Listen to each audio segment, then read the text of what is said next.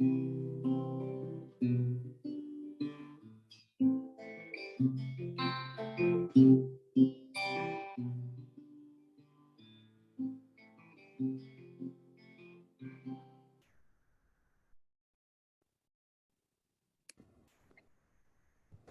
everybody, welcome back to the podcast, episode 52 of the Noel Casler podcast, coming to you live and, live to recording, live to podcast. Anyway, I hope everybody's doing okay out there. It's been, it's been a crazy world since last week, and we all kind of saw this coming, but I think it still happened faster and more brutally than any of us were prepared for. And, the listeners of this podcast know I'd been talking about it for a few weeks with Jimmy, saying I don't know that we're all prepared for what we're about to witness. And I certainly know we weren't prepared for, the sort of heroism, that we're seeing, that's just sort of unprecedented. It's, there's other, obviously, many examples in world history, but I don't think we've ever seen something in the age of social media where we're just getting these iconic situations and displays of bravery and just gallantry. And it's obviously being led by President Zelensky, the same president that Donald Trump tried to shake down in his perfect phone call and say, hey, just do me a favor, right? And that we found out about and impeached him for, and that the Republicans would not hold him accountable, all of them except for Mitt Romney, whose niece runs the RNC and was overseeing CPAC this weekend, more or less. And, it's shameful that this happened because Trump's hands are all over this. We all know that Paul Manafort was put on the Trump campaign right before the RNC convention. And that's when they changed the wording regarding Ukraine and how we were going to support Ukraine against Russian aggression. I almost sound like Glenn Youngkin tweeted last night about the Soviets are attacking, Ukraine. But Russian aggression and oligarch, and the corruption of the former Soviet Union and of the oligarchs that are basically in charge of distributing the wealth and sharing it amongst themselves that Putin pilfers out of his country. Those guys were deeply, deeply embedded in the Trump organization. Okay. Felix Sater was there in my time, and he had Trump-org business cards, and he would make introductions at the Celebrity Apprentice after parties to these Russian mob types and Ivanka and Jared. But even before that, okay, we're talking in the 06, 07 era, they got a trip to Moscow, the Trump kids, the adults, Don Jr. and Ivanka and everyone. And Felix Sater was their tour guide, and they ended up, in Moscow and in the parliament buildings or whatever they're called. And they went by Putin's office, and Ivanka asked if she could sit in Putin's chair. And the story is that she sat in his chair and spun around twice. So she's probably the only woman to have sat on Donald Trump's lap and Vladimir Putin's office chair. But there you have it. The Trumps were no strangers to Russian money. It's how Trump started his business. As I explained this week in a car rant, and many of you already know, Trump Tower was built to launder mob money. It was built by the mob, right? Fat Tony Salerno and Paul Castellano and John Cody, who was the head of the Teamsters and organized the strike, the New York City head of the Teamsters, organized the construction strike in the summer of '82 that had no concrete flowing. But the concrete flowed on Trump's project when he gave John Cody's girlfriend an apartment in Trump Tower, right? And not just any apartment, like a suite right below the triplex that he himself took possession of. He gave it to a woman with no visible means of income, right? He personally, Donald Trump, signed off on her mortgage to get her a $3 million loan to have the apartment, right? And after she took possession, Trump sent his guys to put in, like, they came and knocked on her door one day and said, we're here to put in the phone lines. And she's like, what are you talking about? I'm going to call Ma Bell to put in the phone lines. Get out of here, you know? And when she told John Cody, he's like, never let Trump guys into the apartment. Because Cody knew, you know, Trump was trying to wire the mob, right? He was a spy in terms of how could I get compromise on other people, right? So Trump was doing that way back in the beginning. I'm mentioning this because, you know, before Russia invaded Ukraine, the big story coming out of the MAGA GOP RNC, you know, Fox News, you know, liosphere or whatever you want to call it, was that Hillary Clinton had been bugging Trump Tower, right? And nothing could be further from the truth. And Trump Tower was full of espionage, you know, it was full of people gathering compromise.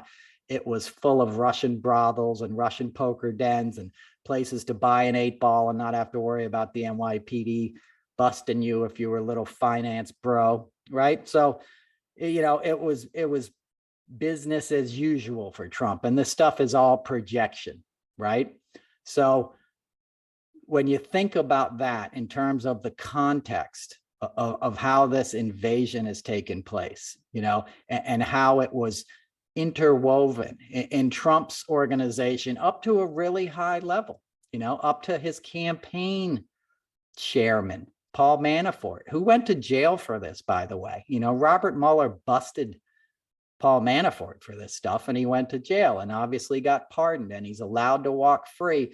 And now we're seeing the results, you know, of Trump trying to shake down Zelensky, right? And allowing Russia, you know, Trump wasn't the only one to do this, but Trump was in the middle of that world of, you know, Russian banks and Deutsche Bank and all this, you know, Oleg Deripaska and all these dudes, you know, that are, you know, laundering Russian money around the world, you know, to the head of Warner Music Group, you know, Leo Blatvnik. I'm terrible at pronouncing Russian names, but anyway, so that's all like sort of come home to roost, right? We're in unprecedented times because over the weekend, you know, I'm recording this on Sunday. I waited till as late as possible to be, you know, as current as I can, because this is a situation that's obviously growing more dire by the hour. And, you know, over the weekend, we saw unprecedented sanctions, you know, up into shutting down Russia's access to the SWIFT banking system. You know,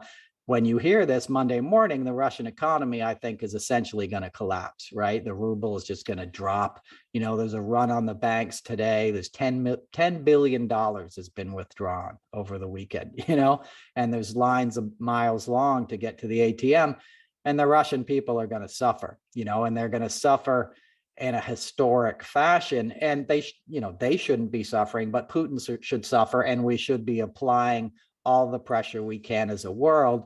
And that's what we're doing, you know, and that's uncharted territory like we've never seen before. And it's, you know, it's terrifying. It's horrifying. You know, there's already been a bunch of war crimes committed by Putin and his troops. And, we're going to end it. You know, it's going to stop, right? Because this kind of pressure, this economic pressure will change things. Because you got to think about how these guys were living, right? Putin's own daughter is living up in Biarritz in a mansion. You know, if you've ever been to the south of France or Monaco, go to Monte Carlo and walk down by the harbor. You know, I was there with Crosby, Stills, and Nash. Like, it'll blow your mind. Like, it's all these Russian oligarchs on their yachts. They got like a staff of, you know, 30 people, and there's like one little family. You know, it's like a dude and 2 kids and his wife, you know, eating breakfast on a giant yacht in the harbor. And they all line up in the summertime right in the harbor because it's real prestigious to get a dock right there, you know, a berth right there. But the boats that wait, because people will wait up for a week or two to get a berth, you know, in the marina, they pay $15,000 a day to just sit there in the water and wait, basically, to get a parking space. It's an insane, you know, and grotesque amount of money that these oligarchs have stolen from their people. Because a lot of people in Russia don't even have like indoor plumbing. I don't think people are aware of how much, you know, your average Russian citizen suffers. They don't make a lot of money, and that's putting it mildly. You know, they live a hard life. So a man like Putin can live in castles, you know, and have mansions all over the world and let his daughter live in luxury, and let his deputies live on yachts and live in the south of France and live in the south of Florida, right? That's part of what Trump was doing after New York City. He started laundering all this money in Florida, right? He bought a mansion in 2008 in South Florida for $13 million and then resold it for $68 million, okay, to a Russian guy who tore it down, who never even moved in, an oligarch, and there's some talk that underneath the mansion was access to fiber optic cables and all this. I'm not taking it that far. I'm just telling you what I know on public record. At the same time that I was working, Celebrity Apprentice and going to the after party at Trump Soho, which was built with money that they were funneling out of, Russia, right? And the after party would be Felix Sater making all these intros, as I just said, between Ivanka and Jared and Don Jr., right? At that same time in 2008, as a matter of public record, Trump was openly laundering money, helping launder money for Russian oligarchs. And he still had a show on NBC, and this stuff isn't like some conspiracy theory. This is in the Palm Beach newspaper, that you can look this stuff up. And we know that, right? We've discussed that. He's in trouble now for lying on his taxes, for inflating all of his assets, for getting all these like crazy loans. Deutsche Bank had to pay billions in fines for laundering, a bunch of Russian money. So my point is, like, they almost had a good thing going, right? Because, they were getting in trouble for it, but by and large, they had gotten away with it, right? And Trump was installed by Putin.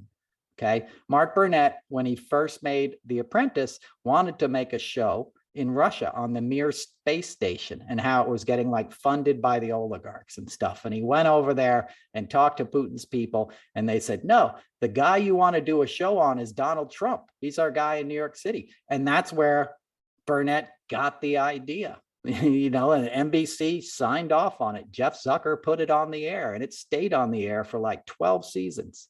And made a lot of money. And everyone knew this guy was a sleazy criminal, right? But a lot of people get employed by sleazy criminals. A lot of law firms and a lot of financial firms make a lot of commissions and keep a lot of retainers off of doing business with all these guys. And yeah, Putin was a bad guy and a boogeyman, but the dudes that spread out all over the world, the women that walk up and down Madison Avenue every day and shop at Balenciaga and, Chanel and Fendi and stuff, right? Their money's good. Nobody was saying no to that cash, that sweet, sweet cash, right? New York City condos, Central Park South, that big giant tower that's now screwing up everybody's view for the rest of history. Who'd they sell those big apartments to? Russian oligarchs and their kids. Dudes would buy apartments just to keep money away from their wives when they were going through divorces and stuff. It was a playground for laundering money, as is London. London's the top spot, and I've spent a lot of time in London. I'd stay at the Royal Garden Hotel, and it's like insane. You walk out in the lobby and some 19-year-old Russian kid's getting in his McLaren, and he's living in a suite in the hotel full time. Like, it's insane, right? But they had a good thing. They were getting away with this in the Western world, in Western Europe and the United States. And now that's all over in a matter of days. Because Putin had almost been lulled into thinking he was going to get away with this because he got so much support from the GOP, right? He didn't get any pushback. As recently as last week, Tucker Carlson was parroting all of his talking points, right? Every night on Fox News. Hey, what do I got to be mad at Putin? What did he ever do to me? Right? And MAGA was buying this BS. The GOP was all behind him. Kevin McCarthy was tweeting out this same stuff. And then boom, he attacks on Thursday night, and it's brutal and it's much quicker in terms of like right off the bat, he attacks Kiev and he gives that crazy speech right beforehand. And we had the sort of showdown in the UN. Right. And then the tides turn. Right. And then he doesn't get away with it. And then Kiev stands for 3 nights. And then we see these heroes, these guys on Snake Island. It's like out of a movie, where the Russians are like 13 border guards. Snake Island is down I think by, I want to say Romania, but it's a part of Ukraine. It's an island, right? And the Russians were like, hey, put down your weapons, walk away. We're taking the island. And they're like, fuck you, come and take it. Right. And they're all dead, but they're heroes. They'll be writing folk songs about those guys in 200 years. It's awful that they lost their lives, but they're standing for something bigger than themselves. They're standing for democracy, and showing real bravery, not the toxic BS of having a bunch of barbed wire tattoos with screaming eagles on your bicep and a Punisher tattoo on your pickup truck or sticker on your pickup truck, right?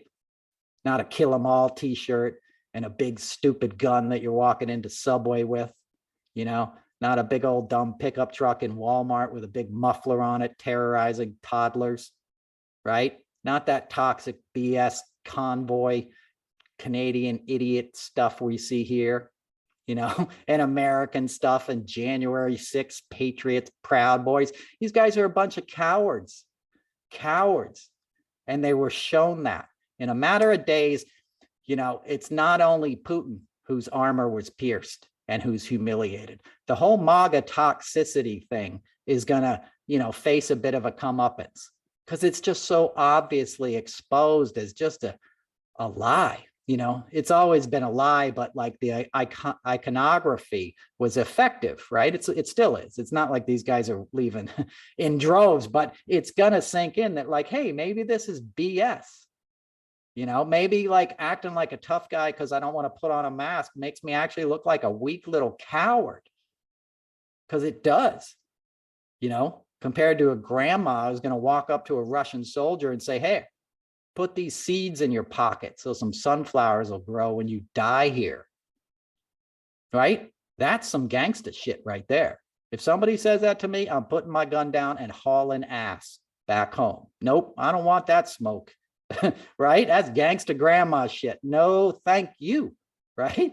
But it points to this resolve, this bravery, and this unwavering belief in what is right. And see, the MAGA guys don't have that because they know it's a lie. It's this overly sugared, like hopped up on fast food and Mountain Dew and vape pens and just the dumb shit, Fox Chirons, jarring music, a big fat guy waving a flag and singing God Bless America to you 50 times, a rally while you're standing there, they sort of brutalize the intellects of America. It's like if you fed a baby corn chips or something, it's not going to turn into a healthy, smart student later on, right? It's going to be an overweight, diabetic, like troubled person whose brain didn't develop well. And that's a lot of what MAGA is, right? MAGA, the groundworks for that were laid by Reagan when he let Murdoch come in with the fairness doctrine, right? Because Murdoch wanted a piece of the Nashville can fall into that, but NFL, that kind of middle America, red state stuff. He's like, there's a lot of money here that isn't being served, right?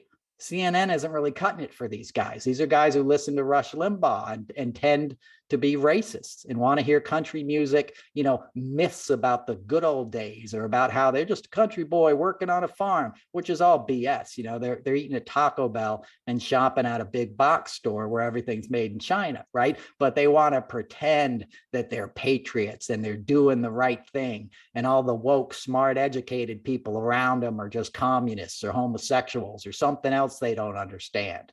Right? So let's exploit the gods and guns and, goobers like section of our country and see how much money is there. And it turned out a ton of money was there.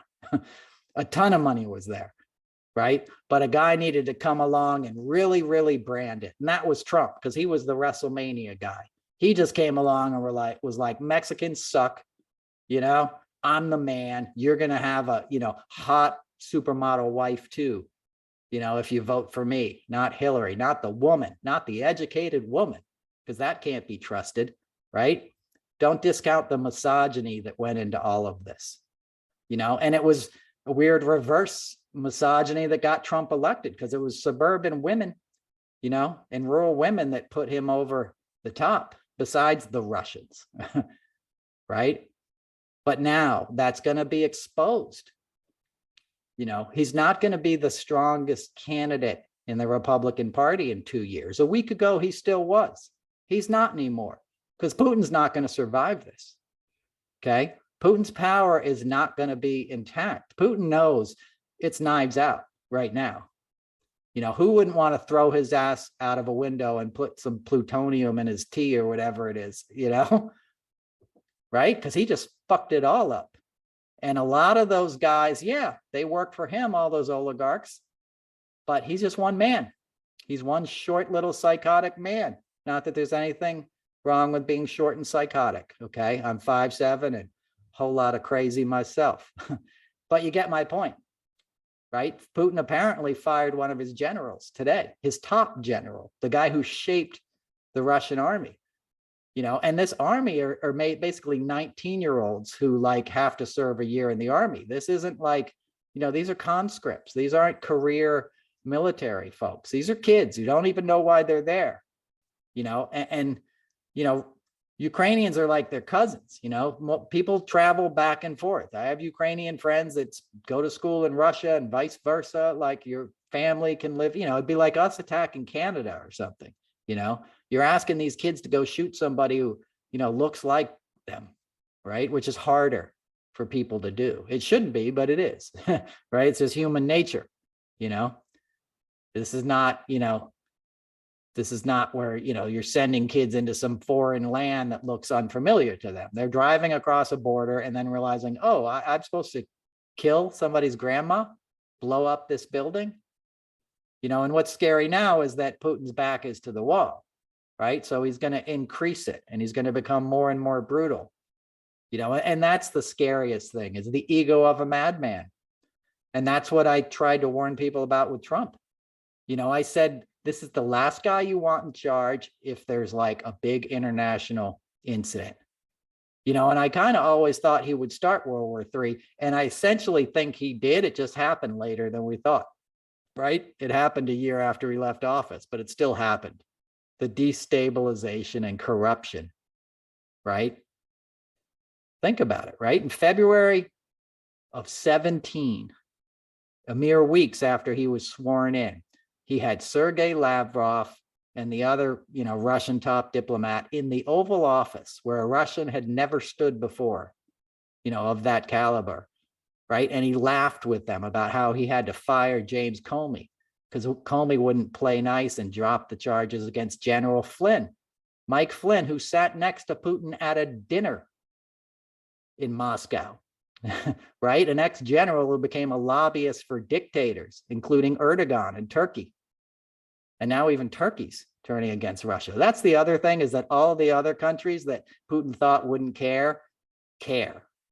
All of them, except for Belarus, because they don't have a choice really, right? And they have a dictator too. But Germany, Sweden just sent a bunch of anti-tank missiles. Like when Sweden starts sending guns, as somebody said on Twitter, you're in trouble. Switzerland is not going to do business. The entire EU is a no-fly zone for their private jets for these oligarchs. So my point is, their way of life wasn't just hindered, right? It was stomped out overnight, and their kid who's over here getting ready to go to, Harvard or Wesleyan or wherever, some fancy prep school, is now in trouble, and they can't even send them money, right? Your credit card's not even going to work. Daddy's credit card's not going to work. And that's going to cause a lot of problems and an incredible amount of international pressure. And what does Putin do under that pressure? Does he react like the madman that we don't really know he is, that we're getting glimpses of now? And that's not to say we thought he was a good, stable guy, but he was a tactician, right? He was this wily KGB guy who was playing the long game and the three-dimensional chess. And now he's not. He's foolhardy, and he's backed up against a wall, and he's never faced the internal pressure that he's facing right now. These are the most dangerous days of his presidency, and he's a president for life. So this is what I was warning about with Trump, right? And thank God in heaven that Trump is not in charge right now. Okay, it wouldn't have happened this way anyway, because Trump said he would have pulled out of NATO in his second term, right? So Trump would have been out of NATO, NATO would have been kneecapped, and Putin wouldn't have had to do this, or he would have just done it, and we wouldn't have the same response that we have, right? And that's the danger. That's the danger. Like when I talked about the addiction stuff, it wasn't that Trump was using substances. If you could do substances and do your job, who cares? I don't care. Nobody does. But the underlying isms, the self-centeredness, that's what we see. That insanity, that cancer that is metastasized in the psyche of these people is unprecedented. And this weekend was CPAC. CPAC was happening while kids were getting bombed in Ukraine. Trump was giving a speech on Saturday night siding with Putin, saying Putin, was a smart guy, a genius, he said last week. Putin's a genius. He got those two countries for the price of a couple tariffs. He said it as a joke. Not as a joke. I mean, he said it seriously, but he said it in a lighthearted, I'm a dumbass, I have no concern for human suffering kind of way. That's a trademark of a Trump. If you've ever met them, human suffering sort of gets them off, with the exception of Mary Trump. But, like Jared and Ivanka, there's some cold fish, right? These aren't people with a deep well of empathy at all. Don Jr. shoots elephants for fun. Like, these are twisted people. Daddy beats up little girls that look like his daughter to get his rocks off, and he did forever in Epstein's house. And again, he got away with it, right? Just like Putin gets away with this stuff, because there was a lot of international banks and people designed to keep it quiet. And that's all going to get blown out in the open. And that's what it needed, right? Because we weren't doing it. Justice Department wasn't doing it. I know a lot of people are just waiting patiently. This is why I said time is not on your side. They're building an army still in this country. They had a Nazi rally. CPAC's a Nazi rally, but they had a legit other Nazi rally that was part of it, that Paul Gosar spoke at last year and said he didn't know what it was. And then Marjorie Taylor Greene headlined on Friday night and said, oh, I just wanted a chance to speak to a bunch of kids about America First. I didn't know what it was. America First was the name of the Nazi organization in the United States that supported Hitler, led by Ford, and Charles Lindbergh and these other freaks and anti-Semites, right? The guys that got their asses kicked in Yorkville on the Upper East Side, where I'm from, where I lived for a long time. I wasn't born there. But my point is, she didn't know that. I mean, she's stupid, but she knew what it was. When you walk into a room of Nazis, you think it's just a coincidence. They're all like blonde dudes with crew cuts and, khakis and white shirts or whatever with the swastikas on the flags. The fact that this is happening in Florida of all places blows my mind, but it happened and it's happening, and they're not getting cracked down on in this country, right? The two prosecutors that were brought in to prosecute Trump by the Manhattan district attorney, that was brought in by Cy Vance, and then Alvin Bragg took over. They both quit last week because Alvin Bragg wasn't interested in hearing what they had to say or reading the memos. And they're like, we're out of here. And these were top guys, right? Shows you the fix is in. Cy Vance didn't want to prosecute Trump for the Trump Soho building, which was a scam. It wasn't even in Soho, by the way. It's like in Tribeca. Okay. This is a scam. Right? Trump bends the law to his will. He has his entire life. Don't wait for the Department of Justice or law enforcement to do it. Henry Miller once said, 1 billion men seeking peace cannot be enslaved. That's what you're seeing now. You're seeing humanity itself rise up. There was rallies in Berlin, all across Europe. Huge, massive rallies. Minsk. Places, Moscow, St. Petersburg, places where dudes are going to jail and getting tortured for showing up in the streets and saying no to war. That is bravery. That is, being a patriot. That is being courageous. It's not showing up on the mall in DC and listening to some fat dude in a diaper tell you he's going to march up to the Capitol with you and then go back and watch it on the TV. While you guys bash in the heads of a bunch of cops. and try to kill congressmen, hang a vice president, destroy the symbol of democracy. These guys are doing just the opposite. They're putting their lives on the line to protect their democracy, their homeland, the place where they love each other and raise their children and feed their children and celebrate their lives. Right? That's home, and they ain't leaving it, and you ain't taking it from them. That's real patriotism. Not this version of it that's being piped into people's homes on Fox News by some effete dude in a bow tie who went to Trinity and inherited a bunch of frozen fish stick money. And he's never worked a real day in his life, telling you he's a rugged individualist, trying to hang out with Viktor Orban in Hungary, trying to bring that here. Because what they're trying to bring is the business model that Putin had. You know, I'll break it down for you real quick, and I won't take much more of your time, all right? But here's what the deal was. And Kushner was the guy who helped promote this. When Trump ran, it was basically like, look, you guys get to be like Putin in the United States. You're going to have a bunch of oligarchs. They're going to control all the wealth. You're going to be the supreme leader. You're going to pick who's a favorite. Your family's going to profit the most. We're going to interfere in the election. You're going to help us. We'll coordinate it with you. And that's going to be the way it is in the US. And that's a sweet deal to corrupt people. Trump would be like, yep, no problem. And so would Jared Kushner. And he did. Kushner set up a back channel with the Russians before the Trump administration even got into office. During the transition, Jared reached out behind the scenes to avoid intelligence surveillance of our surveillance of the United States and tried to get in touch with a direct line with Putin and Moscow, because he said he just wanted to make it more efficient to communicate. Efficient to communicate, right? This is who they were trying to communicate with, right? And then they got there and they sold secrets. And as I said, you know, Trump had these guys in the Oval Office. Sergei Lavrov, who was sanctioned along with Putin personally because he has so much wealth off of the brutality of Putin's regime. And that's what Trump wanted. And that looked damn good to the rest of the GOP, that it had an influx of Russian cash since 1991. You know, it started pumping into DC. Why do you think 8 senators went in 2018 over to the Soviet Union? Yeah, the Soviet Union. I got the Glenn Youngkin disease. I just saw that tweet right before this. So why do you think they went to Russia?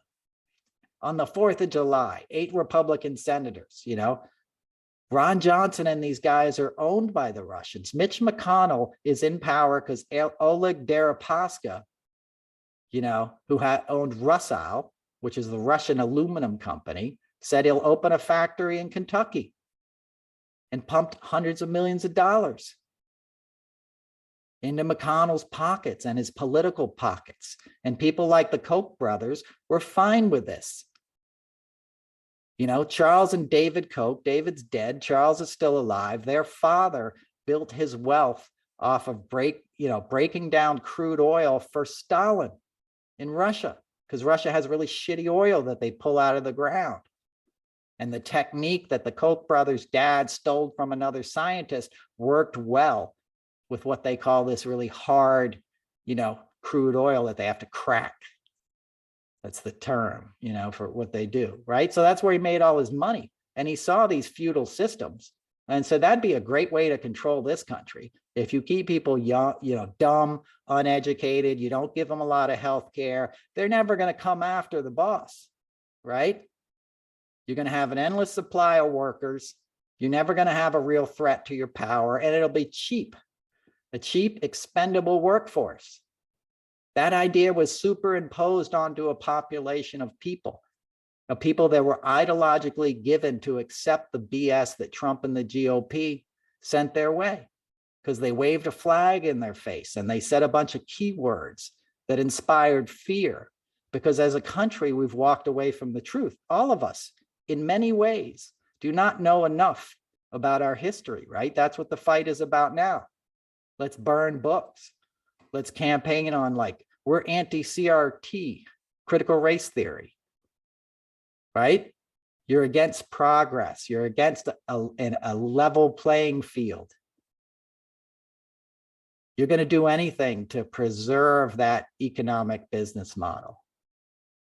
But when you think about the fact that the head of that snake, the head of that Ponzi scheme, so to speak, you know, the top of that pyramid where all that sweet cash flowed down was Putin. That was it. And now it's all in jeopardy, you know, and now it's all going to dry up, right? That's the thing the GOP is not counting on. There's only so many people that are, you know, going to text 10 or 20 bucks to Donald Trump every day. He's milking them good, but he ain't going to share it with the other candidates, right?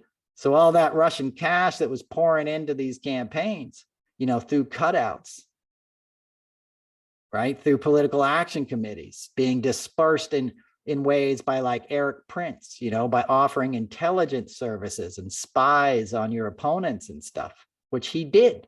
You know, he trained people on his ranch in Wyoming to spy, even to spy on Republicans. They spied on the governor of Wyoming because he wasn't a pro-Trump guy, right? All that weaponry was funded by these large streams of cash that were flowing out of the Soviet Union that flow no more, okay? And when you turn the water off in a restroom, it starts to stink, right? Because you can't wash up anymore. You can't flush. You can't clean that money. So we're about to see the results of that, and it's going to be interesting. You know, it's going to be interesting. And who knows where we'll be in a week, you know, but, you know, we're lucky, you know, we're lucky. We're the ones that get to, you know, we get to sit this one out in terms of fighting, you know, but we need to give them our attention and our energy, and we need to send good vibes, and we need to focus on what we can change here. And we need to fight as hard as we can against racism and anti-Semitism and nationalism and all these other things that are popping up now, okay? Because this is an opportunity, right? The fight isn't just over there. It's here too, and it's ideological. And these guys are going to get angry, and they're going to get grumpy, you know, and Trump's going to become more unhinged. You know, and the January 6th committee is going to start poking around a little more. And you know what? Here's another thing I'll predict. We've sort of been like acquiescing to their wishes a lot, letting Giuliani negotiate, you know, what he talks about when he testifies. Screw you. You were the guy who got sent over there to shake down Zelensky after Manafort got in trouble. Who'd they send next? Rudy, right? Lev Parnas will tell you all about that, right? So Rudy's got a piece of this. This is on Rudy. He was the one flying around there, remember, with his cell phone and his Russian girlfriends and stuff, right? They were doing this business in Trump's hotel in DC. We need to look at all of that. If I was in Congress, I would walk in there tomorrow morning and say, I'm opening an investigation into everybody who took a single dime that can be traced back to Russia, to Putin. And I'm going to look at everybody who looked the other way on Trump's impeachment, shaking down Zelensky. Do me a favor.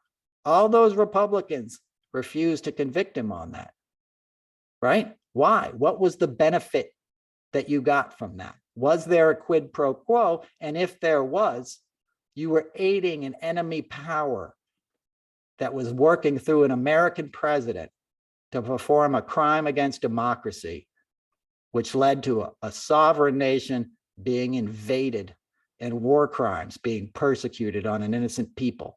And if you're a member of this Senate or Congress and you enabled that, I will come after you till my last day to make sure you pay a price and never hold office again. Because that's where we're at now. And we can all do that. Hold your friends accountable. Don't just laugh off the guy with the MAGA sticker anymore. Not that you were ever laughing it off, but it's no more live and let live. Sorry, you don't want to wear a mask. You don't want to get vaccinated. Be like, no, you're part of the enemy then, because we're in a fight for all that's good and decent in this world. And that's what Ukraine is showing us. right? The hour is upon us. This is something none of us have ever seen, at least none of us that are listening to this podcast, right? You know, so let's stay vigilant. Let's stay focused. Let's stay engaged. Let's stay positive, because there's a lot of positive here, you know, and God is always with us. So your higher power, however you define the goodness in the world, it's still there. It hasn't gone away in the midst of this horror. And every moment you can do something to make more of it, to make more joy, to lessen somebody else's burden, to bring more truth and light into this world. And that will lift us all up. That's what we're seeing. That's why everyone's rallying around Zelensky and the Ukrainian people, because they're doing the right thing and they're not doing it for themselves. Right? Zelensky said, I don't need a ride. I need ammo. I'm staying here and fighting. I'm not getting out of there and being comfortable. Don't accept the leaders that want their own comfort. Look for the leaders that know how important this fight is and want to be out there in the streets with you, getting it done, not going on recess or going on break or saying, oh, we'll get to Bannon in July. We'll hold him on, you know, we'll hold him in contempt in trial, you know, on a trial in July.